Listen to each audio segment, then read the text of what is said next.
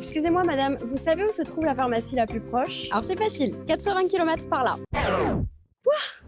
Votre pharmacie va fermer et je vais vous expliquer pourquoi. Vous n'êtes peut-être pas au courant, mais en ce moment, en France, les pharmacies ferment les unes après les autres. Chaque année, c'est 300 pharmacies qui mettent la clé sous la porte. Ça va s'accélérer. 6000 communes en France n'auront plus de pharmacie bientôt. Comme vous le savez, la France est endettée. Le gouvernement cherche à faire des économies partout, et notamment sur la sécurité sociale. Résultat, il baisse au maximum le prix des médicaments. Sur le papier, on se dit « Super, je vais payer moins cher mes médicaments ». Mais en réalité, c'est une catastrophe. Quand les prix sont trop bas, les laboratoires refusent de vendre à la France. Résultat, nos rayons sont vides, on ne peut plus vous soigner. C'est plus de 400 médicaments qui sont en rupture de stock. Des antibiotiques, des traitements contre le diabète et même des médicaments psychiatriques de première nécessité. On en est réduit à recevoir des boîtes du Kenya. Les soignants sont à bout, le gouvernement nous asphyxie et gave les grandes industries pharmaceutiques, c'est inacceptable. En ruralité, c'est déjà compliqué d'avoir un médecin. Demain, il n'y aura plus de pharmacie.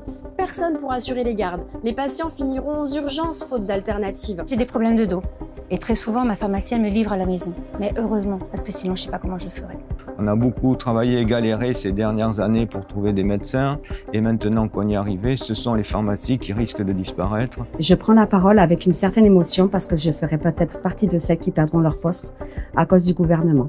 C'est dur à accepter car mon métier me passionne. Je ne suis pas une vendeuse de médicaments, ce sont des années d'études pour assister le pharmacien. Heureusement qu'on a un pharmacien à proximité parce que finalement, quand on n'arrive pas à trouver de rendez-vous chez le médecin, on peut y trouver des conseils, on peut être rassuré. Nous sommes sur un secteur où il y a très peu de médecins de garde.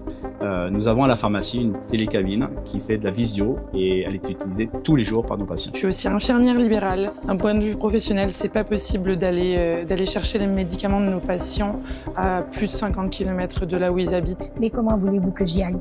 Demander aux voisins, vous pouvez m'emmener s'il vous plaît?